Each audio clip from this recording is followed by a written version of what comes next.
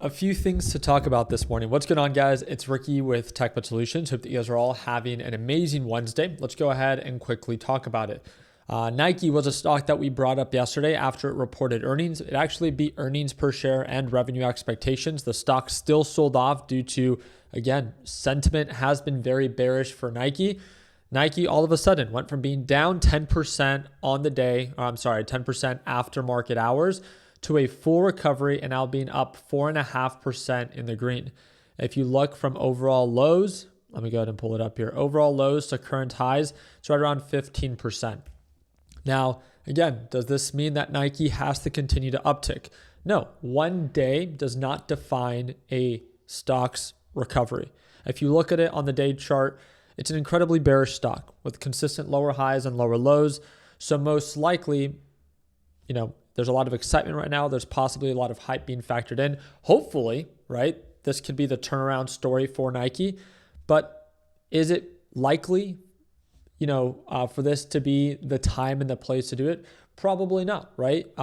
If you look into the fundamentals like we talked about yesterday, I can make a whole video on it, but there is still some uncertainty with Nike. So please just make sure you don't get overly excited and kind of change your timeline and maybe the expectation that no, Nike has to recover now, because just as much as it's up today, it can give that back tomorrow, right? Again, true direction for Nike has been bearish, not just for a month, not just for a year, but since the end of 2021. I just want to make sure that you understand it because we talked about it as, hey, I'm thinking about investing into it as a long-term play for myself, for my kids.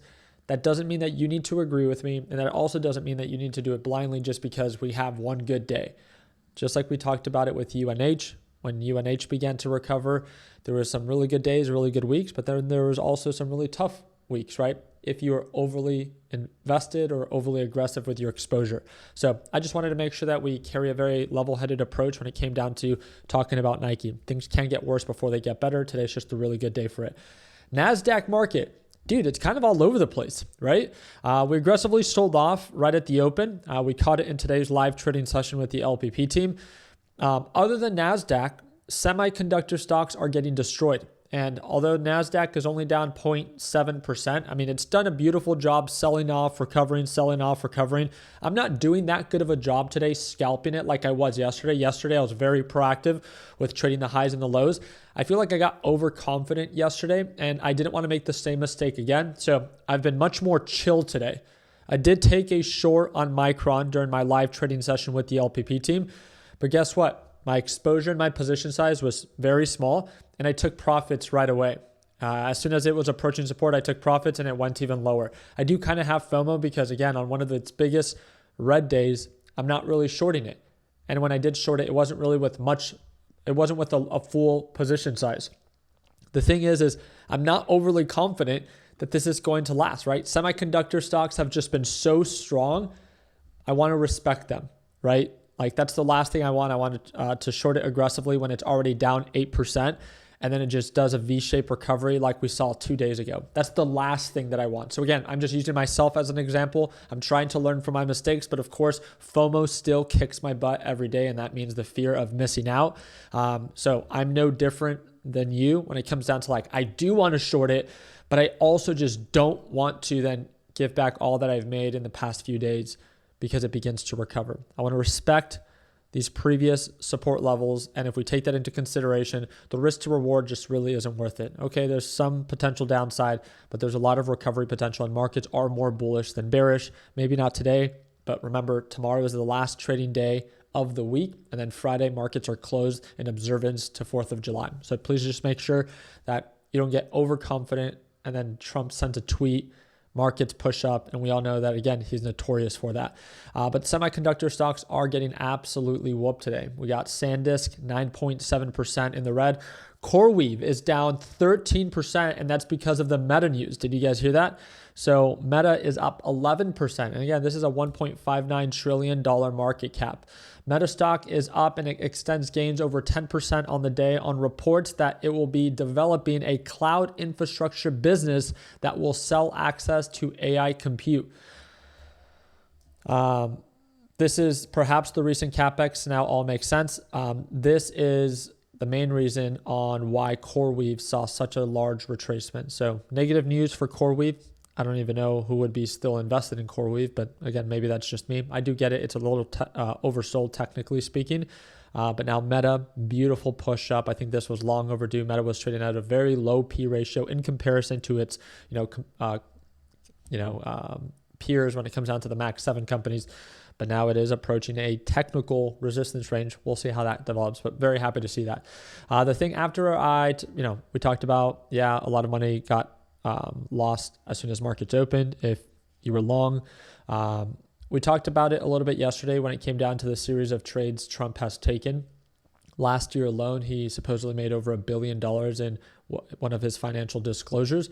A common comment that was made of like, hey, Nancy Pelosi takes trades, why can't Trump? I'm not a fan of Nancy Pelosi. I've called out Nancy Pelosi. I went live on Fox News and I openly called her out during the whole GameStop movement of like, we just want a fair playing field. Politicians should not be allowed in any way. Them, their friends, their family. It should be an act of service, right? At least that's how I see it, where if professional athletes are not allowed to bet on the games that they partake in, why are politicians allowed to invest in companies that they regulate? It makes no sense. But very simple. Trump has made 3,600 trades in Q1 of 2026.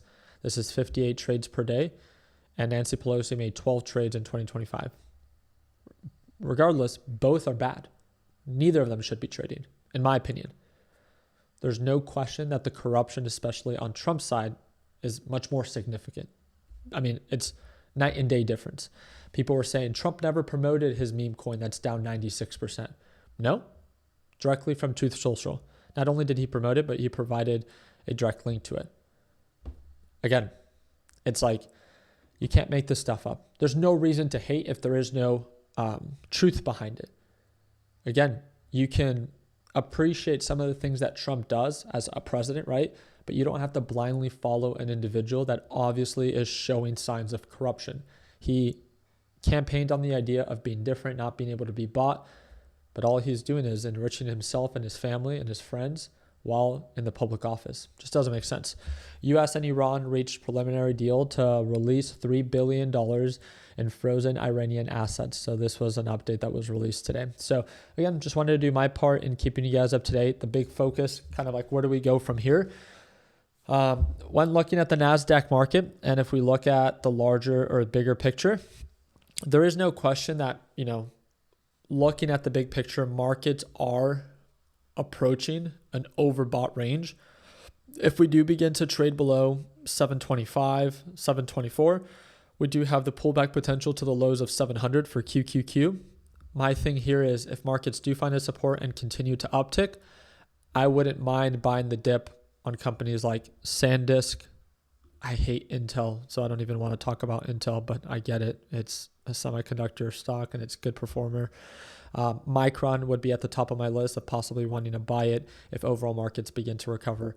But I've kind of picked up on, at least for the past week, Micron and a lot of these semiconductor stocks have been more willing to sell off, even while the NASDAQ market is pushing up higher. I don't know if it's just me. You guys let me know down in the comment section what you think. Do you think that we're beginning to see signs of, it's overbought enough in the shorter time frame that people might be willing to sell, and there could be kind of like a relief or a correction coming soon? Something that I kind of want to look out for as it approaches a major support range to see if we see a break of support and maybe a gap down. I would love the opportunity to invest in Micron long term, but I just would want it for a better deal. You guys let me know what you think. Also, huge day for MSTR. Bitcoin bounced at 58,000 right after it sold off and broke below 58,000.